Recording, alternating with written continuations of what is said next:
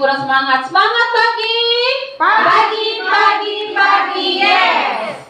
Ya, oke. Selamat sore bunda-bunda semua. Sebelum kita mulai kegiatan ini, marilah kita berdoa menurut keyakinan kita masing-masing. Berdoa mulai. Berdoa selesai.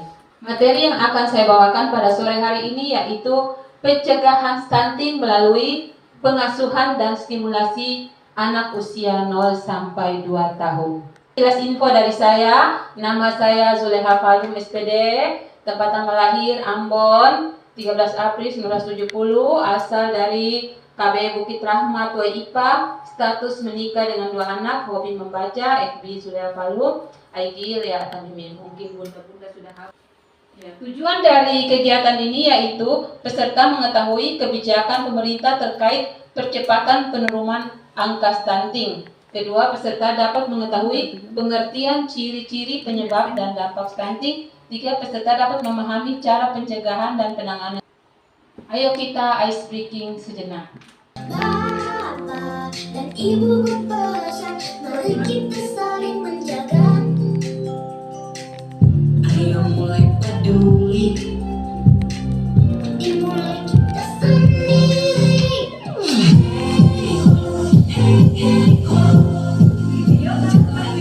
Sekarang saya ingin bunda-bunda menuliskan apakah pernyataan ini benar atau tidak. Stunting berkaitan dengan keturunan. Anak stunting cenderung sulit berprestasi. Ketika dewasa, anak stunting mudah mengalami kegemukan. Apa tanggapan ibu-ibu tentang video yang baru saja ditayangkan? Usianya, berat badan tidak naik, bahkan akan cenderung menurun. Kemampuan fokus dan memori belajarnya tidak baik. Anak cenderung lebih pendiam. Fase pertumbuhan gigi pada anak melambat. Jadi bunda-bunda sebagai guru PAUD bisa mendeteksi sejak awal mungkin ada peserta didik yang berciri-ciri seperti itu. Penyebabnya yaitu faktor gizi buruk yang dialami ibu hamil maupun balita. Jadi sejak hamil itu sebaiknya ibu-ibu mengkonsumsi seperti jadi misalnya tablet tambah darah, makanan yang bergizi seimbang. Ya, jadi bukan karbohidrat saja. Kurangnya pengetahuan ibu mengenai kesehatan dan gizi sebelum pada masa kehamilan serta masih terbatasnya layanan kesehatan termasuk layanan ANC antenatal care, pelayanan kesehatan untuk ibu selama masa kehamilan, postnatal care dan pembelajaran dini yang berkualitas. Ya, jadi masih terbatas di Indonesia. Kita guru PAUD yang terkait dengan hal ini, kita guru PAUD itu masih minim pengetahuan tentang penanganan stunting. Yang kita tahu kan cuma masuk belajar, makan, cuci tangan, pulang. Tapi sebaiknya kita harus mulai sekarang kita lebih untuk mencari tahu bagaimana cara-cara penanganan anak-anak stunting di sekolah atau mencegah anak-anak stunting.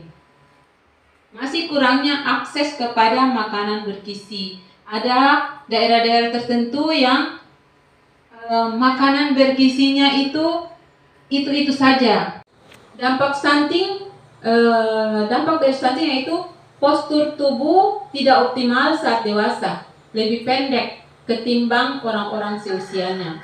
Tidak semuanya, tapi ada orang-orang tertentu yang pendek karena keturunan, tapi ada yang pendek karena stunting. Jadi dampak stunting ini untuk masa depan itu sangat besar.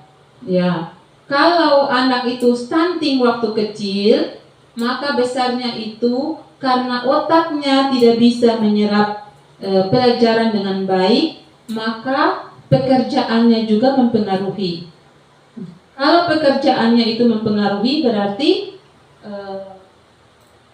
dia tidak bisa menghasilkan sesuatu yang bisa menunjang masa depannya.